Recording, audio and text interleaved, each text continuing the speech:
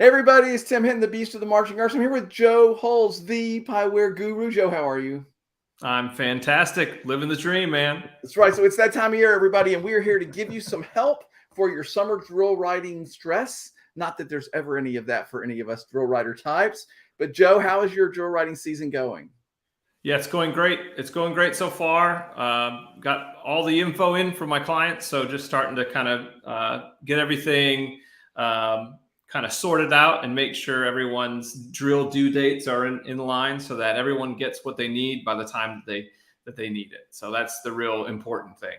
Right. We're all cranking up drill writing. What happened, the reason we're having this conversation, everybody, is that the last couple days, people again started picking up, buying Joe's course at Marching Arts Education. There's a wonderful, very helpful course called How to Write Drill, Pyware and Drill Design Basics. And Joe, you put this together. We're distributing it at Marching Arts Education. And it's like reminds you, like, okay, here's the basics. Here's some really good tips on how to make your drill writing go better, sort of things you do when you're designing it. And I thought, okay, it is that time of year when a lot of people go out, show up and dust off their Pyware.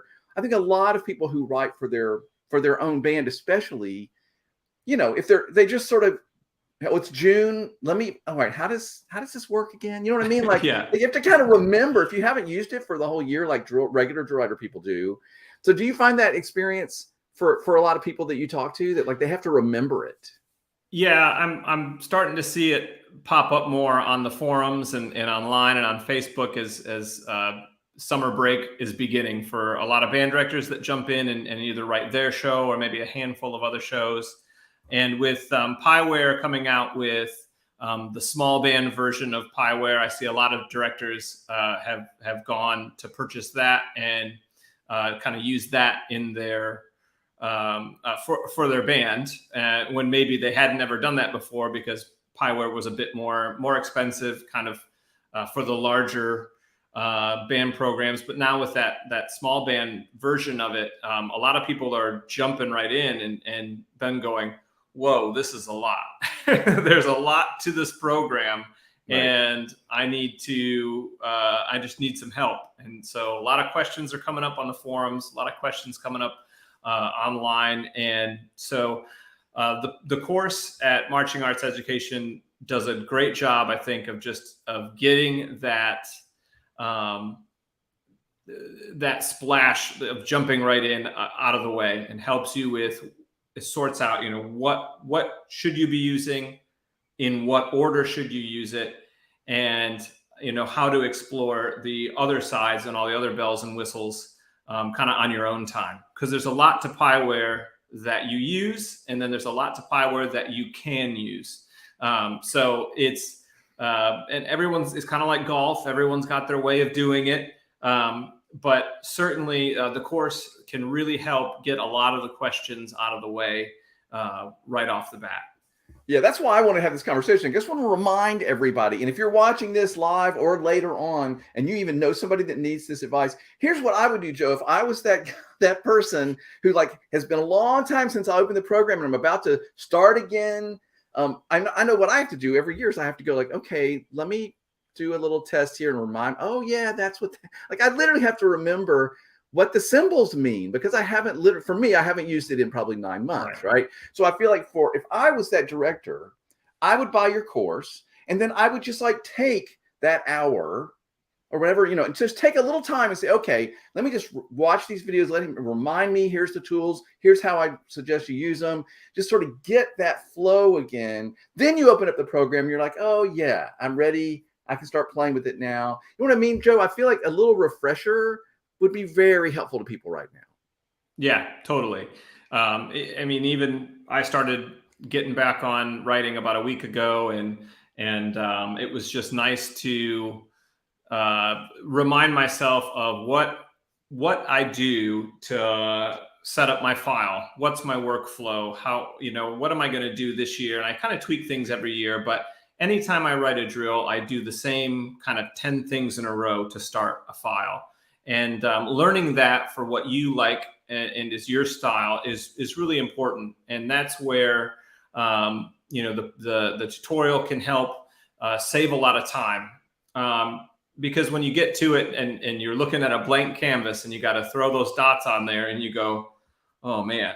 And plus, if you just came up from maybe version 8 or version 9 and now you're on version 11 and you're wanting to do performer props and floor covers and some of the other things that are built into it that are newer, it can be daunting to try to find the answers to your questions.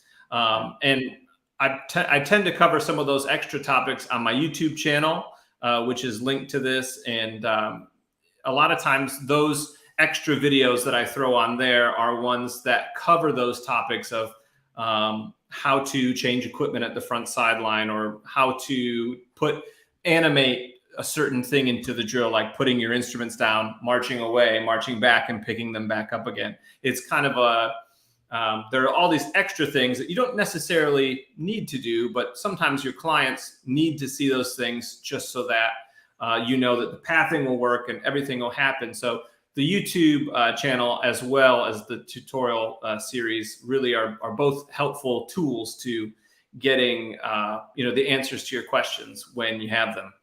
Yeah, so the links to those are in the comments here for this conversation we're having. But in case anybody can't find those, Joe, where's your YouTube channel? What's it called? How will they find it?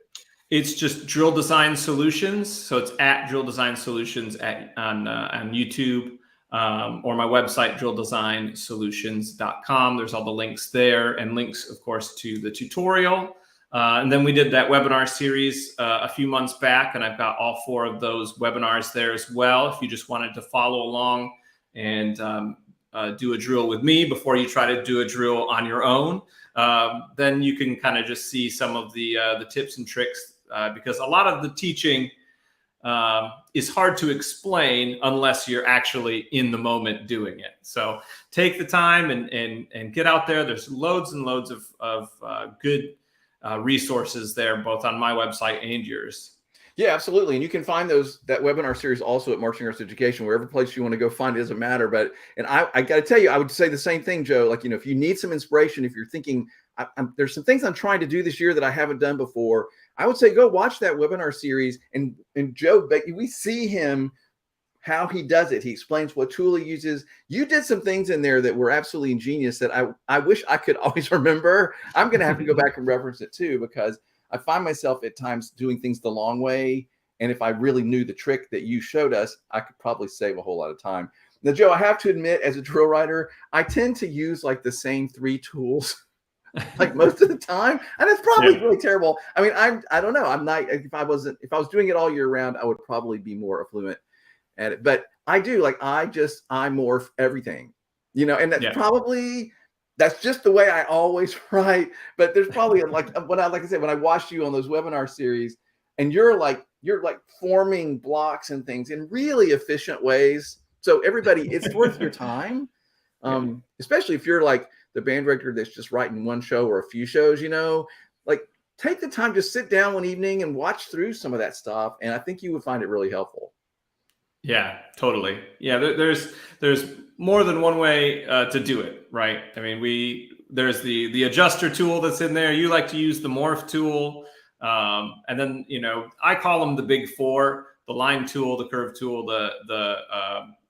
the arc tool, and the dot, the single place. Those are the big 4 tools, and I've got a video on those on my YouTube link, and it pretty much just shows how you can use those 4 tools to pretty much just create everything or anything that you need to in the program. But there's like 30 other tools that also can help you do that in 1 step as opposed to 3 steps. So coming up with those ways to develop how you like to write and how quickly you like to do it, that's the most important thing. And you don't get to do that until you watch other people do it, Right. Yeah, learn a lot of new things. I guess I need to get a T-shirt that says Team Morph Tool, because like I seriously, like, I use it probably 80% of the time. I should not admit this on live video. Like, people are going to be like, I'm going to be getting mocking messages now. But hey, the good thing about Pyware is you can kind of do it the way you want to do it. It's very robust. But I think having a reminder, this is my point, everybody. We started this whole conversation by saying a lot of people are pulling out their Pyware, dusting it off, and saying, how does this work again? I haven't used this since last June. I think that really is true for a lot of people. And our Yeah. premise is go in the course at Marching Arts Education that Joe has there called How to Write Drill, Pyware and Drill Design Basics. It takes you through the basics, reminds you of everything. I would just go through that, take an hour or whatever, a couple hours, and figure that out. Joe, you have tons of great stuff on your YouTube channel. We were talking about the fact that we have some webinars where we see you writing drill and the tools you use and the processes you use. All of this stuff can help you get back into it. The other thing too is, Joe, sometimes do you get in the middle of a drill and your brain just like freezes? Like I have, sometimes you're like, I literally am listening there thinking, I have no idea how to write drill all of a sudden. It just shuts down. And I'm like, okay, I've got a lot more drill to write. So if that happens, I have something I do. But what do you do if you ever get, other than stop and go for a walk or take a shower is a big one for me, but that's not really my answer. But what do you do? Yeah, so it happened to me yesterday, and then today was I got back at Pyware today. It was great. Just before this session, I think I wrote it was like 14 pages of drills, so almost all of an entire movement in just a couple of hours. Whereas yesterday, I put my first page down, thinking I knew where I was going with it, and then that was the only page I had after all day. I tried about 150 different ways to get from there to where I needed to be. And then I just went, couldn't do it. So the biggest thing, I think, when you get writer's block and you just don't know what to do, is you need to choose one of two methods to fixing the problem. And it's a little bit harder to do once the drill has already been started. But if you're just starting movement one and nobody's really learned anything yet, then you have kind of two choices. And the fix for me was I was trying to go from page 1 to page 8, whereas I realized, and I didn't realize until I had done it 150 times, that I needed to be going from page 8 back to page 1. And that's the backwards method. So start where you want to end and then work backwards to the beginning. So the backwards method tends to work really well. But I employ usually the most important section method. And I talk about this in the tutorial. The most important section method is who's most important, move them first or get them in focus. Make sure that they are clearly seen and everything else is either reacting to them or framing them, that sort of thing. So the most important section method usually for me gets me out of anything where I'm just stuck. I say, well, who's most important for the next 16 counts? The trumpets and the rifles. We'll get the trumpets and the rifles in a position where they're moving first and everything gets out of the way. And then you morph it and look ahead and that sort of thing. But that's usually the thing that gets me when I'm stuck. Yeah. Other than taking a break. And well, that would be the other thing I would say. That's important too. But sometimes you just need to stop and step away. I mean, seriously. And I always say that like my best things are taking my dog for a walk or getting in the shower. I have great ideas in the shower. Somehow like I relax and like I have jumped out of the shower and run. Well, I did dry off. And then you like run to the computer and like start making notes because these ideas come to me. But what I was going to say for me is sometimes I just get to the point in the summer where I'm like, I don't remember how to write drill. Like I don't have any ideas. So what I will literally do is take one of my, I'm old school, everybody, DVDs, drum corps DVDs off the shelf and literally just put it in. It doesn't even matter who it is. Just put on any recording of a marching group. And seriously, and like I'll watch it for like 45 seconds and I'll see things start to move around. And for some reason, Joe, in my brain, it's like click, click, click, click. And I'm like, oh yeah, I can write drill. Like it's okay to do that. It's okay to do that. Drill. Yeah. Like I'm serious. Like sometimes it shuts down, but then I'll watch. Oh yeah, look, they're just following the leader over here, and this block is rotating, and here come the rifles, and I'm like, oh yeah, this isn't as hard. Like I think I have to remind myself that it's really not as complicated as we think it is. No, and other times you just have to employ the KISS method. Keep it simple, stupid. I mean, that's just what it is. And when in doubt, just keep it simple, keep it clear, and easy. And a lot of times those are the drills that the client and the ones that are most successful is when you can just, absolutely, the kids can perform it just flawlessly because you didn't overcomplicate things. Listen, and I know how the activity is, everybody. And I know that right now it seems like in the top groups, they have to have 6 complicated things happening at the same time, whatever. But like, I'm like, no, this is, first off, my brain doesn't like that. I don't care how great they are. And second off, that's not how most groups are, right? We're not all writing for the Blue Devils. We are writing for local band XYZ, and they just need to have a drill that works, that makes sense with the music, the stages. If you can do that, you're way ahead of most bands. I mean, really, Joe, if it fits the music, it's you can understand what's going on. The instruments are in the right places, so they sound good. Like, that is the whole battle. Yeah, it is. It's important to just to keep, as you write as well, just keep the individual kid in your head. That's the one thing that sometimes I'll have a whole section of the drill going. And I'll think, okay, well, the tenor saxophones aren't necessarily with the trombones and baritones, but in their music they are. And you may think, well, they'll be all right. Well, no, you should really try to get them closer, because for those kids on the field, those 3 kids or those 2 tenor saxophones, they're really going to want to be with the people playing the melody. So I think it's important to make sure that you're thinking, and sometimes it's hard to get everybody in the right place. But it's important to think of the individual kid, because those 2 kids or 3 tenor saxophones are going to have a more confident sound and tone and enjoy performing because they're in the right spot with the right people. And it was actually just this morning that I had that thing happen, and I thought I need to go back and make sure that those 3 are with them, and that's an important thing, and that's more important, I think, than run here, do this, run there, do that, climb this prop and do that. In some cases, it's just important for everybody to be with their section and be able to be in a position to make great music. So if it's musical and the band can sound good, you're way ahead of most groups. Everybody, we're talking about help for writing drill this summer. This is Joe Holes, the guru behind our course at Marching Education called How to Write Drill, Pyware and Drill Design Basics. Also, he has a YouTube channel. There's links in the comments. We just want to make sure there is help for you. And we've made some suggestions on this video. If you haven't watched from the beginning, hopefully you'll go back.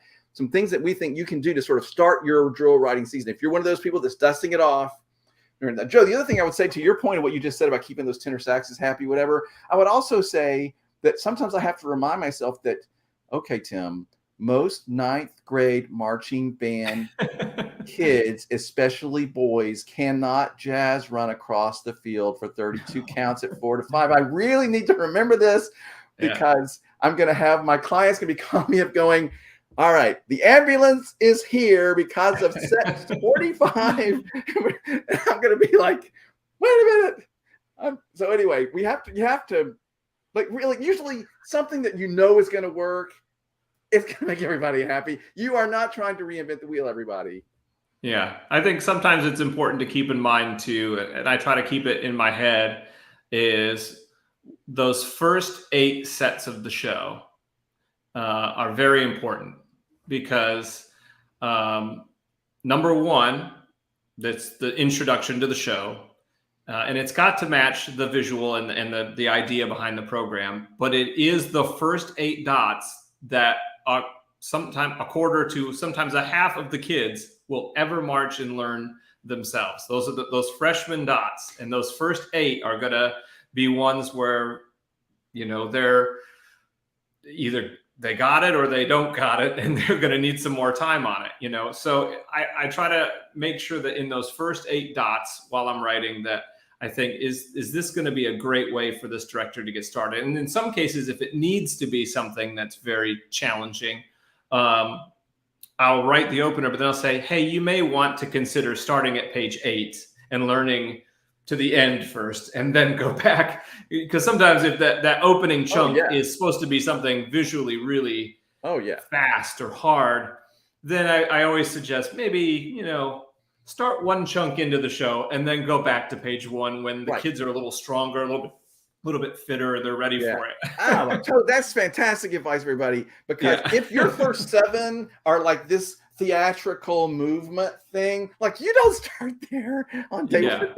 You're like, hey, everybody, we're going to learn this later. Right. Let's go where or this page plot one, brooks. everyone's supposed to be laying down in this big elaborate form. You think about laying down in Georgia on the asphalt in August, it's just, and we don't. We don't, but eventually we do. But that's a great That's so hilarious. I'm just imagining that freshman kid at his first day of band camp. Okay, what you're going to do, you're going to lay down on this hot asphalt and then we're going to do this. Everybody, you save that for like day 3 in the air conditioning in the gym. Okay. Right. But anyway, we all know that stuff. So we're talking about how to write drill. There is help for everybody. Do not distress. I can tell you, Joe, I write drill a lot all summer, but every year in May, I literally open up Pyware and I have to remember how it works. So if that's you, if you're watching this, do not feel bad. That is, unless you're somebody that writes drill all year round, that's your profession, whatever. I do a lot of other things besides write drill. And every year, I will open it up and I will think like, for me, I'll think like, which one is the morph tool? Where's my special friend? Because I've used the morph tool a lot. We've already went through that, everybody, if you haven't watched it. All right. So the last thing I want to say is right now, this week's podcast is with the Cavaliers. The Cavaliers this summer are doing their 75th anniversary show. They have this like slam dunk of a design staff. And I had the great privilege of getting to talk to them. That podcast is out right now at the Marching Roundtable. And you can find the video version in Marching Arts Education. Just go to the Marching Roundtable where the podcast is, click on the link. You can see that. I'm going to play a little short bit from that podcast because it's just, I think it's such a great conversation. And I want to give everybody a little teaser of what it is. It's just for the Cavalier fans. I want them to maybe hear some things that they remember, but hear them in, I hope, the most beautiful way, where they can say, I kind of knew that was coming, but I didn't know it was going to come like that. And it's all about goosebumps, at least for me as a writer. As I was putting the closer on paper, it's like, how many goosebumps, how many teardrops can we get from people here? Greetings. Okay, so everybody check that out. That's, of course, the famous Hall of Famer Richard Salcedo, who was famous for writing all of those Cavalier shows in the early 2000s that won all those championships and that we all love so much. And he is back as the music arranger and brass caption head at the Cavaliers this summer. Everybody is really excited and buzzed about that. And they wrote a special original composition as the closer of their 75th anniversary show. And as he said their goal is chill bumps everywhere, not a dry in the house. And of course, they have the Over the Rainbow is the Cavaliers theme song, and that's all going to be in there. In fact, Joe, is pretty cool. The name of their show is called Where You'll Find Me. And I was like, what is that? And they explained to me that is a line from Somewhere Over the Rainbow. That's where you'll find me. And so I'll tell everybody where you're going to find me is watching the Cavaliers this summer live in a stadium, if at all possible. That's the way to watch drum corps. So anyway, check out that. Next week, I talked to 2 folks from the Madison Scouts. The week after that is the Cadets. The week after that is going to be Crown. So it's a great summer of interviews about drum corps this summer at the Marching Roundtable. So I hope everybody check that out. Joe, any advice, anything you want to say to people as we're ending this conversation about drill? I'll say it's okay. It's going to be okay, everybody. It's all right. You can do it. Breathe. Take breaks. And as we've already said, Joe has tons of things to help. We have the course at Marching Arts Education we've talked about. Lots of help online for people like Joe. Joe, what would you say? Yeah, I mean, if you're just jumping in and this is your first time getting into Pyware, please don't feel like you're alone. There's a lot of people out there that have questions. Please feel free to reach out, use the Pyware forums, send emails to people.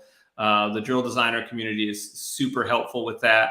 And my YouTube channel has a lot of great resources. There's a playlist, especially for band directors, called Band Director's Guide to Pyware, with videos in it. So there's plenty of resources out there. Don't give up.